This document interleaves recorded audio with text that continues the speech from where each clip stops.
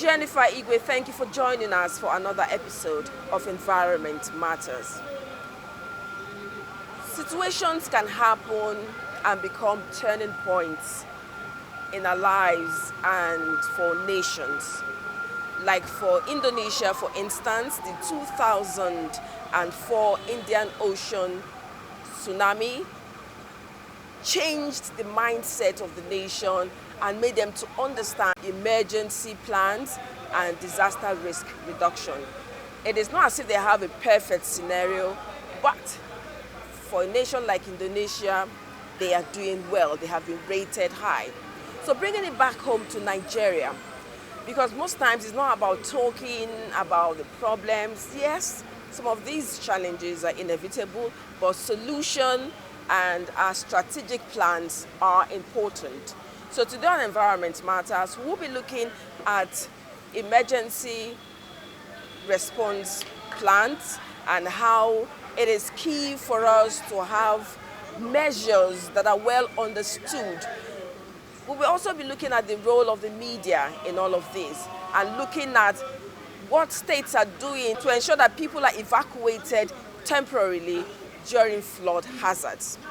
So stay tuned.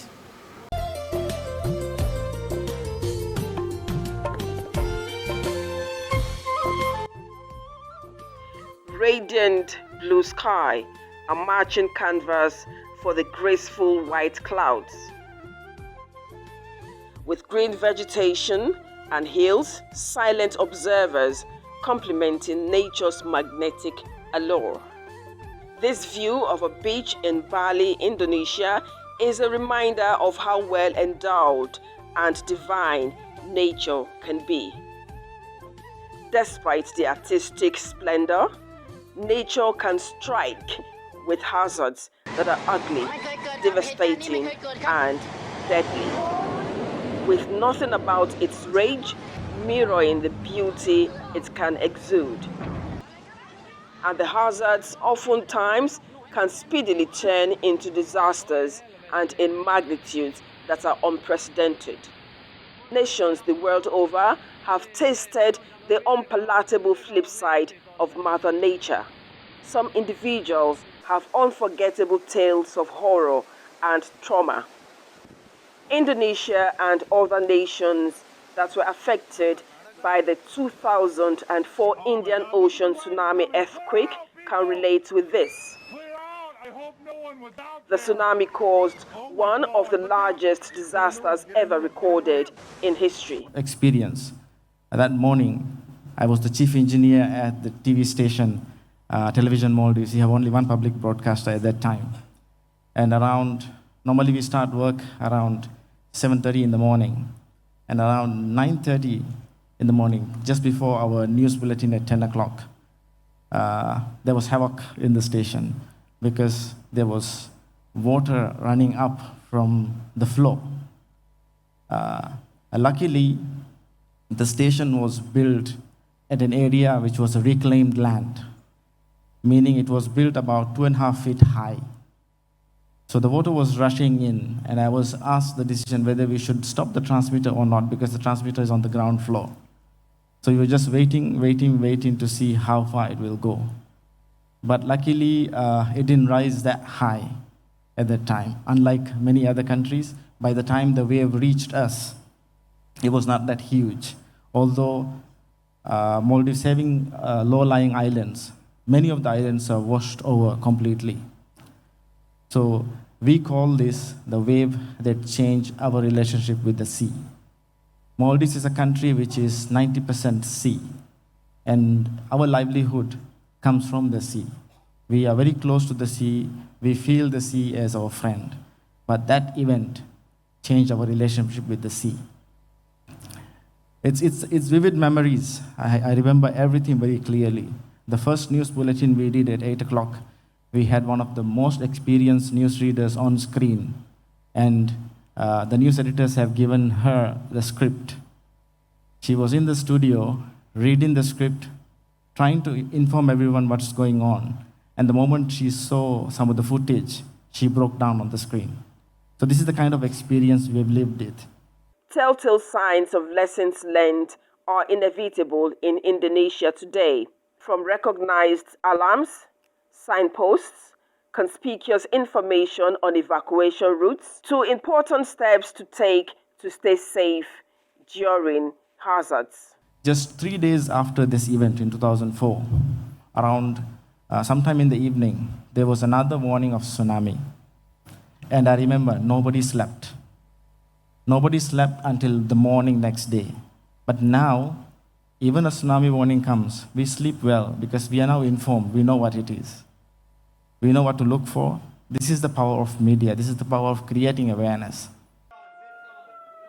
Early warning systems and other prevention measures can go a long way in saving lives and biodiversity. And the media have strategic roles to play. It is very important to keep this memory alive because a lot of people in Indonesia were not even born. You are such a young nation, and the same with Africa, the same with many other countries. And we are trying to see how we, through stories of different people, we can engage them to remember and never to allow this to happen again. We want the media to question some of the choices that we as societies are making and that are creating risk.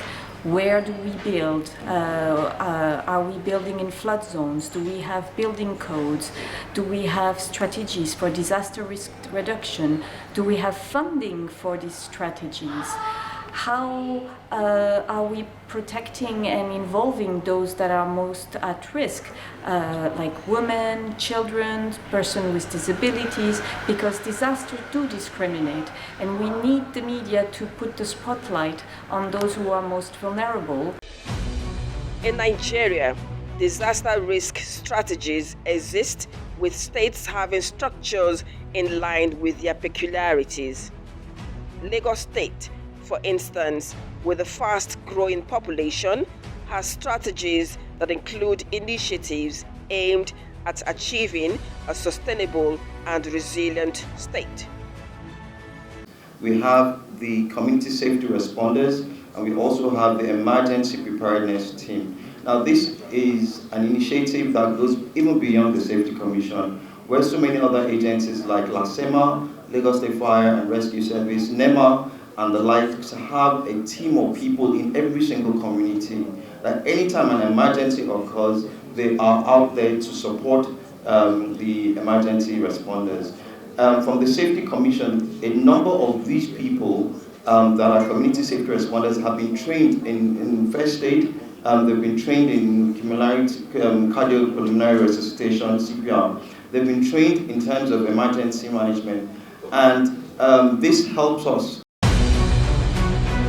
To achieve its sustainability vision, Lagos State is adopting an inclusive approach that captures safety, ethical business practices, climate actions, community engagement, and collaboration with relevant agencies. A testament to SDG 17.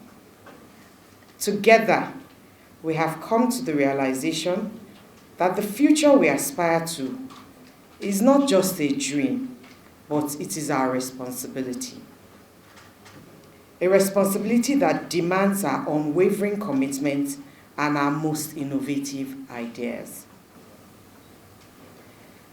We are also exploring the importance of community engagement.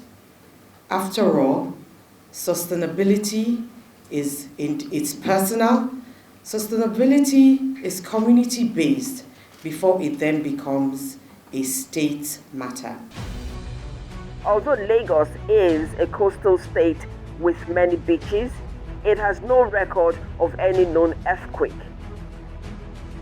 However, some such unforeseen have affected communities and even claimed lives. Strategic plans to make the state resilient and sustainable, if well followed, will help to check perennial flooding and the effects of rising sea levels. Living in harmony with nature is important in preventing disasters. Adopting sustainable practices can foster this, including policies that promote sustainability.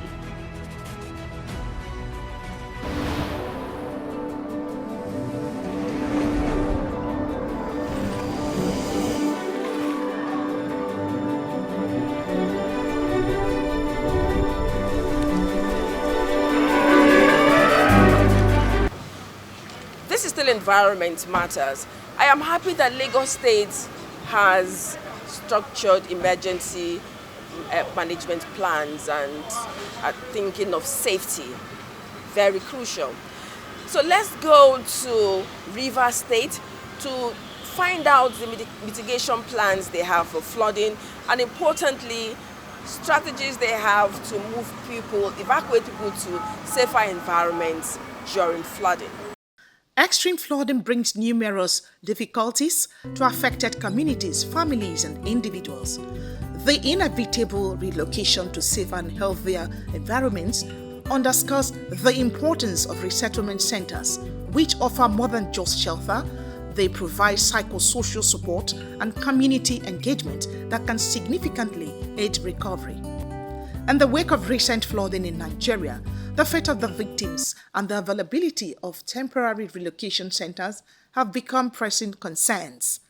These centers function as crucial lifelines, particularly as climate change predicts more extreme weather events. I am now in Oyigbo local government area, and as you can see, the floods are here. The place is already flooded. This house is empty. The houses around here are all empty. They've vacated their homes for safety. So the people of Oyigbo local government are calling on the federal government, state government, and meaningful individuals to come to their aid, not just to bring palliative to them at the centers, but also to provide a lasting solution to this menace. Use canoe to go out, those who cannot afford where to go.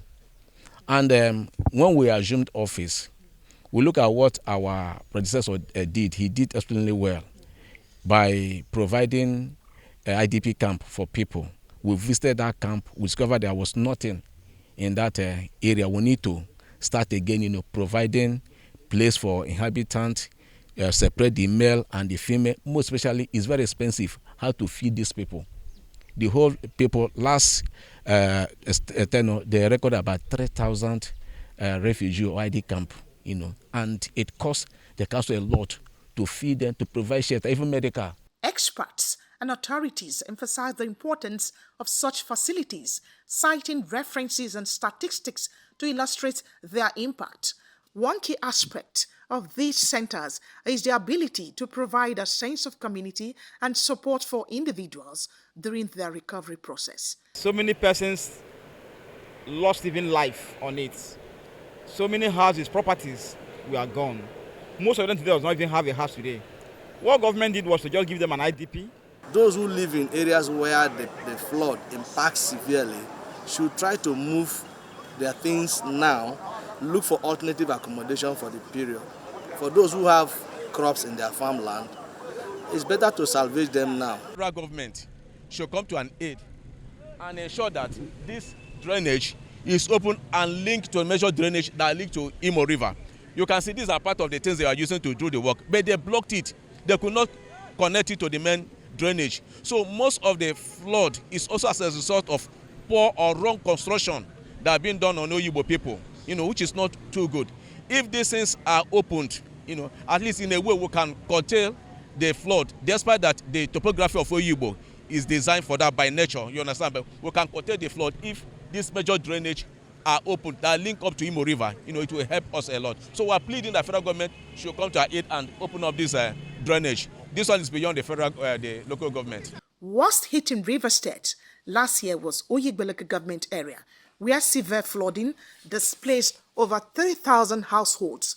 Many people were settled in churches and community halls after their homes were overtaken by floods and rodents.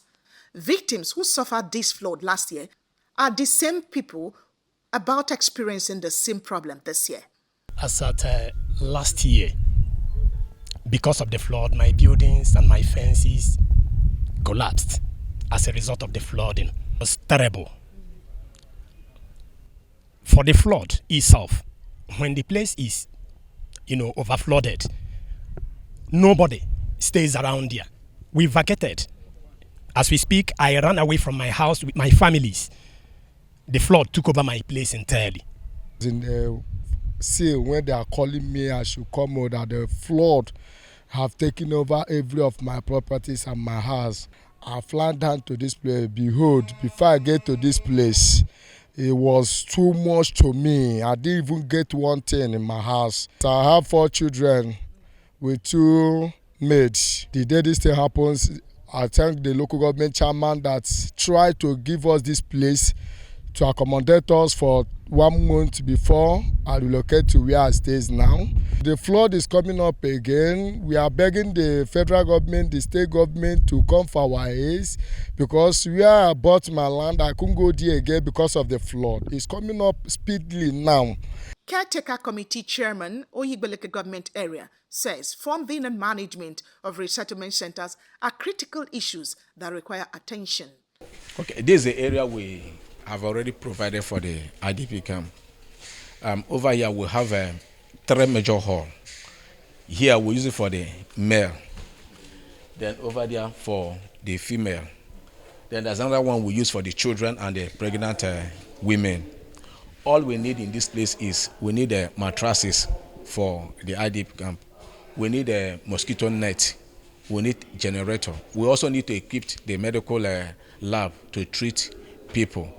And we need food for them because here we'll be housing over 3,000 people, including children. So we need an assistance. It's not what the local government can bear alone.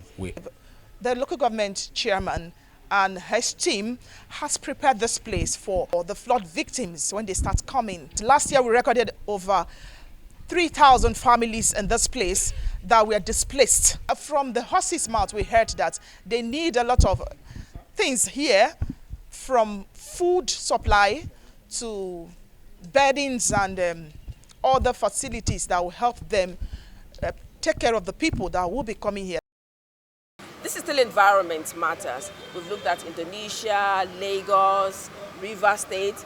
Time for us to go to Anambra State. And it's a state where, when we talk about flooding, something prominent there. So what strategies do they have to ensure that we don't have loss of lives and property and that people stay safe? Records indicate that Anambra State has since 2012 experienced severe flooding with unprecedented adverse effects in terms of displacement of people, destruction of properties and means of livelihood, with hunger and death, as 10 local government areas are prone to this annual disaster. With the prediction of yet another flooding this year by NIMET, with Anambra among the leading flood-prone states out of the 21 states, as mentioned by NIMET, that will experience severe flooding, the state government is engaging in preemptive and reactionary measures through State Emergency Management Agency and the concerned local government areas in expanding their scope in terms of resettlement centers for the would-be flood victims in the 21 holding centers across the 10 local government areas, with Obaru, Anambra East and West, as well as Ayamelum local government areas being the worst hit in the past. A visit to the 3 holding centers in Atani, Osamala and Odebe in Obaru local government area of Anambra State showed that the halls are empty owing to the fact that the water level from the River Niger has not reached the unprecedented state. Yeah, in 2012 when we had the most devastating flood, the then governor of Anambra State set up a committee headed by the SSG, and I was a member of that committee. We were confronted with first of all, the level of that flooding was unimagined. Nobody anticipated it. So the first problem we had is, today it is here, tomorrow is here. You don't know where it's heading to, you don't know where it will stop. So the first approach was to start evacuating people. And then the process of evacuation faced the first problem of some people refusing to be evacuated. because they thought that it will soon stop. But over time, you continue pleading with them until they see that that water is almost entering their mouth.